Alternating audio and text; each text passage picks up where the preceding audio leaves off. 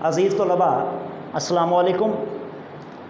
उर्दू साल अव्वल के साथ मैं जावेद असलम आपसे मुखातिब हूँ। इससे पहले की गुफ्तगू में इल्म बयान के हवाले से बात करते हुए हमने तशबीह पर बात की। आज की इस गुफ्तगू में हम इस्तारा और तलवीह को ज़ेर बहस लाएंगे। तो इस्तारा इल्म बयान का जो दूसरा जुज़ है, आइए उस पर बात करते हैं। सबसे पहले इस्तारा ये अरबी ज़ुबान का लफ्ज़ है, मुस्तार से माख़िज़ है और लुग़त के अंदर इस्तारा के मानी लिखे हुए हैं उधार लेना, आरियतन लेना। इसका इस्तिलाही मफ़हूम कुछ इस तरह से बनेगा, जब कोई लफ्ज़ अपने हकीकी मानों की बजाय मजाजी मानों में इस तरह इस्तेमाल हो कि उसके हकीकी और मजाजी मानों में तशबीह का ताल्लुक़ मौजूद हो, उसे हम इल्म बयान की रूह से इस्तारा कहते हैं। थोड़ी सी मुश्किल लगेगी आपको तारीफ़, दोबारा ज़रा देख लें। इस्तारा अरबी ज़ुबान का लफ्ज़ है, मुस्तार से माख़िज़ है, लुग़वी मानी इसके उधार लेने के हैं या मुस्तार लेने के। और इस्तिलाह में हम इससे मुराद लेते हैं जब कोई लफ्ज़ अपने हकीकी मानों की बजाय, हकीकी से मुराद जो उसके असल मानी होते हैं, मजाजी मानों की बजाय जब कोई लफ्ज़ अपने हकीकी मानों की बजाय मजाजी मानों में इस तरह इस्तेमाल हो कि उसके हकीकी और मजाजी माने, यानी कि जो उस लफ्ज़ के असल मानी हैं और जिन मानों में उस लफ्ज़ को इस्तेमाल किया जा रहा है, मतलब उन दोनों के दरमियान तशबीह का ताल्लुक़ मौजूद हो, उसे हम इस्तारा कहते हैं। इस्तारा के अरकान की तादाद 3 होती है। इससे पहले हम गुफ्तगू कर चुके हैं कि तशबीह के अरकान की तादाद वो 5 होती है और इस्तारा के अरकान की तादाद 3 होती है। इसमें आप ज़रा मोहतात रहेंगे, ये 1 नंबर का सवाल बहुत दफ़ा पूछा जा चुका है। इस्तारा के अरकान की तादाद 3 होती है और तशबीह के अरकान की तादाद 5 होती है। अब इस्तारा के 3 अरकान कौन कौन से? मुस्तार ला, मुस्तार मिन और तीसरा वजह जामे। यानी कि मुस्तार ला और मुस्तार मिन, जिसके लिए उधार लिया जाए और जिस से या जिस में से उधार लिया जाए, ये दोनों जो अरकान हैं, मतलब मुस्तार ला और मुस्तार मिन, इनको हम तरफ़ैन इस्तारा भी कहते हैं। ये बात जहन में रखिएगा, मुस्तार ला और मुस्तार मिन ये जो दोनों हैं, इनको हम तरफ़ैन इस्तारा भी कहते हैं। ये 1 नंबर का सवाल पहले पूछा जा चुका है। तरफ़ैन इस्तारा मतलब मुस्तार ला जिसके लिए कोई लफ्ज़ उधार लिया जाए, मुस्तार मिन जिससे या जिसमें से कोई लफ्ज़ उधार लिया जाए, और वजह जामे मतलब वो मुश्तरका खूबी जिसकी वजह से लफ्ज़ उधार लिया जाए। तो ये 3 अरकान हो गए, मुस्तार ला, मुस्तार मिन और वजह जामे। अरकान की तादाद 3 हो गई। अब ज़रा इसकी मिसालें देखेंगे आप। जुमला मैंने आपके सामने लिखा, अली के दांत मोती हैं। अगर आप गौर फरमाएँ तो मैंने ये नहीं कहा अली के दांत मोतियों की तरह हैं, या अली के दांत मोतियों जैसे हैं, या अली के दांत मोतियों की मानद हैं, बल्कि मैंने डायरेक्टली अली के दांत जो हैं उनको मोती करार दे दिया। और तशबीह और इस्तारे में बुनियादी फ़र्क भी ये है कि तशबीह में हम एक चीज़ को दूसरी चीज़ के जैसा करार देते हैं, जबकि इस्तारा में हम एक चीज़ को दूसरी चीज़ के जैसा नहीं करार देते, बल्कि बायने ही बिल्कुल हूबहू वही चीज़ करार दे देते हैं। मतलब इस वाले जुमले पे अगर आप दोबारा तवज्जो करें तो मैंने ये नहीं कहा कि अली के दांत मोतियों जैसे हैं या अली के दांत मोतियों की तरह सफ़ेद हैं, बल्कि मैंने लिख दिया अली के दांत मोती हैं, यानी कि डायरेक्टली मैंने अली के दांतों को मोती करार दिया। तो ये इस लिहाज से इस्तारा हो गया। अब दांत मुस्तार ला, मोती मुस्तार मिन और वजह जामे चमक, यानी कि अली के दांतों में भी चमक और वाइटनेस मौजूद है, मोतियों में भी चमक और सफ़ेदी मौजूद होती है। तो इस वजह से मैंने अली के दांत जो हैं उनको डायरेक्ट मोती करार दे दिया। तो इस लिहाज से ये जुमला इस्तारा पे पूरा उतरता है। इसके बाद मैंने जुमला लिखा, कुएँ का पानी शहद है। अगर आप तशबीह के मफ़हूम को जहन में रखें और उसके साथ इस्तारे को पढ़ें तो आपको समझने में आसानी होगी کہ اگر اس جملے کو میں تشبیہ کے انداز میں لکھتا تو پھر یوں ہوتا کہ کنویں کا پانی شہد کی طرح میٹھا ہے، لیکن یہاں پہ میں نے کنویں کے پانی کو شہد کی طرح نہیں کہا بلکہ میں نے ڈائریکٹلی کنویں کے پانی کو شہد قرار دیا، تو یہ جملہ علم بیان کی روح سے استعارہ پہ پورا اتر رہا ہے۔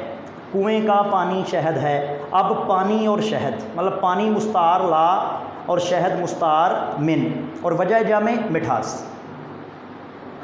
اس کے بعد ایک شعر میں نے آپ کے سامنے لکھا، پلکوں سے گر نہ جائیں یہ موتی سنبھال لو، پلکوں سے گر نہ جائیں یہ موتی سنبھال لو، دنیا کے پاس دیکھنے والی نظر کہاں۔ اب ظاہری بات ہے پلکوں سے موتی نہیں گرتے، پلکوں سے آنسو گرتے ہیں، تو شاعر نے اس شعر میں آنسوؤں کے لیے موتی کا لفظ استعمال کر لیا، مطلب علم بیان کی روح سے یہ شعر جو ہے یہ استعارہ پہ پورا اتر رہا ہے۔ اس میں مستعار لا آنسو ہو گئے اور مستعار من موتی ہو گئے، اور وجہ جامع جو تھی مطلب وہ آنسوؤں کی چمک جو تھی۔ تو ایک شعر میں اور آپ کے سامنے پڑھتا ہوں اس تارے کا، بڑا مشہور زمانہ میر تقی میر کا شعر، پتا پتا بوٹا بوٹا حال ہمارا جانے ہے، جانے نہ جانے گل ہی نہ جانے باغ تو سارا جانے ہے۔ اب یہاں پہ گل سے مراد محبوب ہے، تو یہ شعر استعارہ کی تعریف پہ پورا اترتا ہے۔ اب اس کے بعد ہم گفتگو کریں گے تلمیح کے حوالے سے، تو انشاءاللہ العزیز علم بیان کی تینوں صورتیں جو ہیں وہ تکمیل کو پہنچیں گی، اور انشاءاللہ العزیز 5 نمبر کا ہمارا پیپر جو ہے وہ تیار ہو جائے گا۔ استعارہ کے بعد اب ہم گفتگو کریں گے تلمیح کے حوالے سے۔ علم بیان کی تیسری صورت تلمیح، اور تلمیح بھی عربی زبان کا لفظ ہے۔ اس کے لغوی معنی ہیں اشارہ کرنا، اچٹتی سی نگاہ ڈالنا، طائرانہ نگاہ ڈالنا۔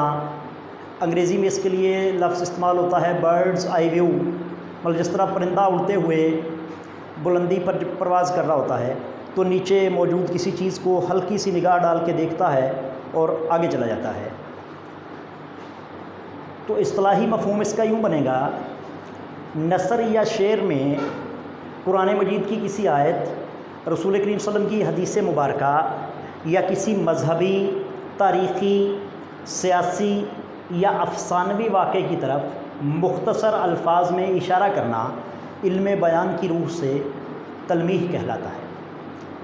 تو پھر آپ دیکھ لیں گے تلمیح عربی زبان کا لفظ ہے، اس کے معنی بنتے ہیں اشارہ کرنا، طائرانہ نگاہ ڈالنا، سرسری نگاہ ڈالنا، اچٹتی سی نگاہ ڈالنا وغیرہ وغیرہ۔ اصطلاحی معنوں میں نثر یا شعر کے اندر قرآن کریم کی کسی آیت مبارکہ، رسول کریم صلی اللہ علیہ وسلم کی کسی حدیث، کسی مذہبی، تاریخی، سیاسی یا افسانوی واقعے کا مختصر بیان جو ہے وہ علم بیان کی روح سے تلمیح کہلاتا ہے۔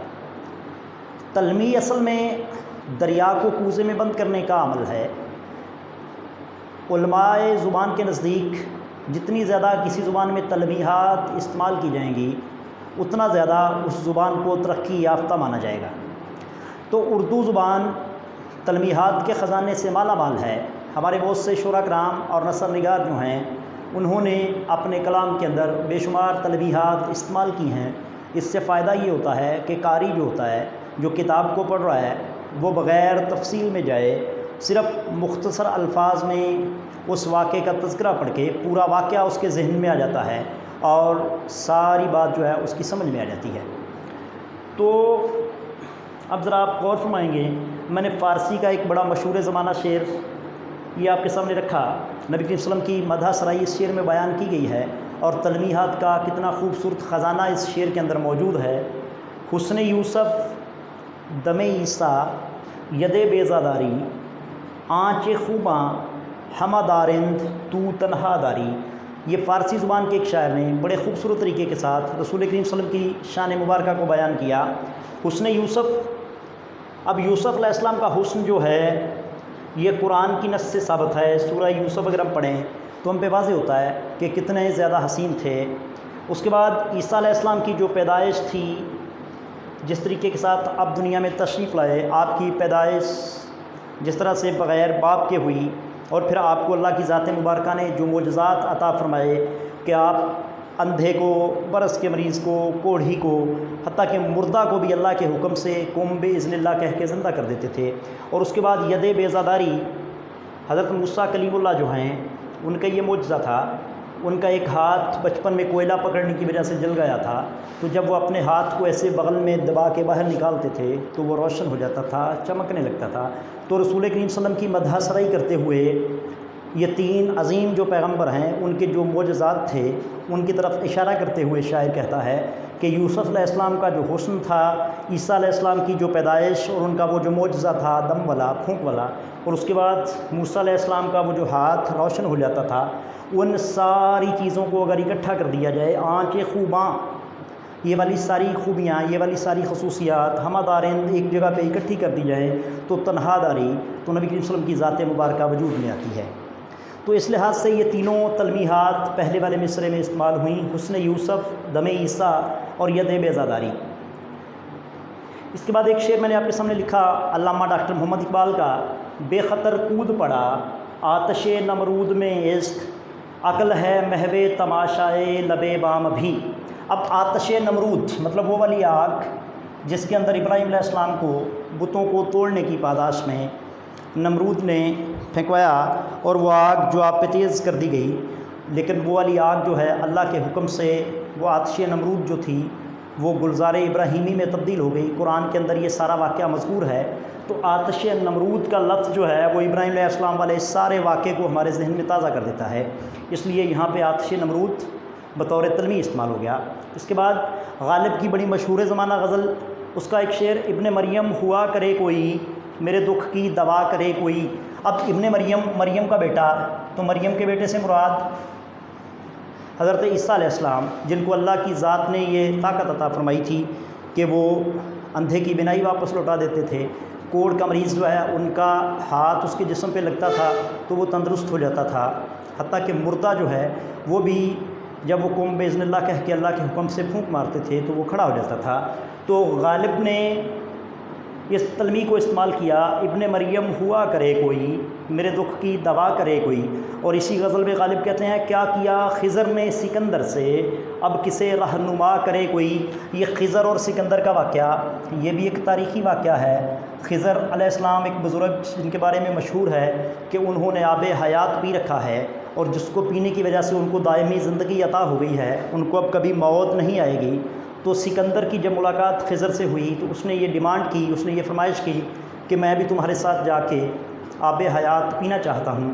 روایات میں مختلف طرح سے یہ واقعہ بیان ہوا ہے۔ تو خضر سکندر کو ساتھ لے کے آب حیات کی طرف چلے گئے، لیکن وہاں پہ جا کے دو روایات ہیں۔ ایک تو یہ کہ خود پانی پینے سے انکار کر دیا سکندر نے، کیونکہ اس سے پہلے جو لوگ پانی پی چکے تھے وہ زندگی اپنی جو ہے اس کے ہاتھوں عاجز تھے، بڑھاپے کی کیفیت میں وہ رینگ رہے تھے، ان کو موت بھی نہیں آ رہی تھی۔ اور دوسرا مفہوم یہ ہے کہ جناب خضر نے سکندر کو ارادتاً پانی نہیں پلوایا کہ میرے بعد اگر یہ بندہ بھی دائمی زندگی جینے لگ گیا تو پھر میری جو بزرگی ہے اس میں فرق آ جائے گا۔ بہرحال غالب نے اس واقعے کو تلمیح کی صورت میں بیان کر دیا کہ کیا کیا خضر نے سکندر سے اب کسے رہنما کرے کوئی۔ مطلب جب آپ کسی کو رہنما مان لیتے ہیں اور وہ آپ کو ڈاج کرتا ہے، دھوکہ دیتا ہے، تو غالب کا یہ شعر بطور تلمیح ہم استعمال کرتے ہیں۔ اس کے بعد بڑا خوبصورت شعر، صبر ایوب کیا گریائے یعقوب کیا، ہم نے کیا کیا نہ تیرے ہجر میں محبوب کیا۔ اب قرآن کریم فرقان حمید جو ہے اس کے اندر حضرت ایوب علیہ السلام کا جو صبر ہے اس کو بطور تلمیح بیان کیا گیا، اور گریائے یعقوب مطلب یعقوب علیہ السلام اپنے بیٹے حضرت یوسف علیہ السلام کی جدائی میں جس طرح سے روئے، اور روایات میں آتا ہے کہ ان کی آنکھوں کی بینائی زائل ہو گئی، اندھے ہو گئے وہ، لیکن وہ بعد میں قرآن بیان کرتا ہے کہ جب یوسف علیہ السلام کا کرتا مبارک جو ہے، آپ کا جو پیرہن ہے، وہ یعقوب علیہ السلام کی آنکھوں پہ لگا تو ان کی بینائی واپس لوٹ آئی۔ لیکن شاعر نے مطلب صبر ایوب اور گریہ یعقوب کو بطور تلمیح استعمال کیا۔ اس شعر میں خوبصورت شعر، صبر ایوب کیا گریہ یعقوب کیا، ہم نے کیا کیا نہ تیرے ہجر میں محبوب کیا۔ اور اس حوالے سے ایک بڑا خوبصورت شعر میرے ذہن میں آ رہا ہے، آج کے دور کی ایک شاعرہ نے کہا ہے، چشم یعقوب کر چکی ثابت، چشم یعقوب کر چکی ثابت، ہجر بینائی چھین لیتا ہے۔ بڑا خوبصورت واقعہ یہ کہ یوسف علیہ السلام کی جدائی میں رو رو کے ان کے باپ کا یہ حال ہو گیا کہ ان کی آنکھوں کی بینائی زائل ہو گئی۔ تو آج کے دور کی ایک شاعرہ، انہوں نے بڑے خوبصورت انداز سے یہ واقعہ قلم بند کیا کہ چشمِ یعقوب کر چکی ثابت، ہجر بینائی چھین لیتا ہے۔ اس کے بعد الطاف حسین حالی، ان کا بڑا خوبصورت شعر اسی یوسف علیہ السلام والے واقعے کو بیان کرتے ہوئے تلمیح کے انداز میں، آ رہی ہے چاہے یوسف سے صدا کہ دوست یہاں تھوڑے ہیں اور بھائی بہت۔ قرآن میں یہ واقعہ مذکور ہے، یوسف علیہ السلام کے بھائیوں نے جیلسی اور حسد کی وجہ سے جس طرح ان کو کنویں میں ڈال دیا اور بعد میں ان کا وہ پھٹا ہوا خون آلود کرتا لا کے یعقوب علیہ السلام کو پیش کر دیا اور ان کے سامنے یہ عذر تراشنے کی کوشش کی کہ یوسف علیہ السلام کو بھیڑیا کھا گیا ہے۔ تو اس واقعے کی طرف اشارہ کرتے ہوئے، مطلب بھائیوں کی جو بے وفائی ہے اس کی طرف اشارہ کرتے ہوئے الطاف حسین حالی نے یہ مضمون باندھا، اور چاہے یوسف کا لفظ جو ہے یہاں پہ بطور تلمیح استعمال ہو گیا کہ آ رہی ہے چاہے یوسف سے صدا۔ چاہے یوسف سے مراد وہ والا کنواں جس میں یوسف علیہ السلام کو پھینکا گیا کہ دوست یہاں تھوڑے ہیں اور بھائی بہت، تو چاہے یوسف بھی یہاں پہ بطور تلمیح آ گیا۔ اس کے بعد احمد ندیم قاسمی مرحوم کا بڑا خوبصورت شعر، یہ ہمارے سلیبس میں بھی شامل ہے، نئے انسان سے تعارف جو ہوا تو بولا، نئے انسان سے تعارف جو ہوا تو بولا، میں ہوں سقراط مجھے زہر پلایا جائے۔ اب سقراط وہ بندہ جو اپنے مشن کی خاطر، اپنے مقصد کی خاطر، جس نے اپنے اصولوں پہ کمپرومائز نہیں کیا اور زہر کا پیالہ پینا گوارا کر لیا۔ آج کے دور کا کوئی انسان جو سچ کی خاطر ڈٹ جاتا ہے، جو اپنے اصولوں پہ کمپرومائز نہیں کرتا، اس کو خراج تحسین پیش کرتے ہوئے قاسمی صاحب نے بڑا خوبصورت شعر کہا کہ نئے انسان سے تعارف جو ہوا تو بولا، میں ہوں سقراط مجھے زہر پلایا جائے۔ تو عزیز طلباء، آج کی گفتگو یہاں تک محدود تھی۔ امید ہے کہ علم بیان کی یہ 3 صورتیں، تشبیہ، استعارہ اور تلمیح، جن کو ہم نے 2 لیکچر میں کور کرنے کی کوشش کی ہے، آپ کی سمجھ میں آ گئی ہوں گی۔ انشاءاللہ دوبارہ کسی نئے موضوع کے ساتھ آپ سے بات ہوگی۔ اپنا بہت خیال رکھیے گا۔ اللہ حافظ۔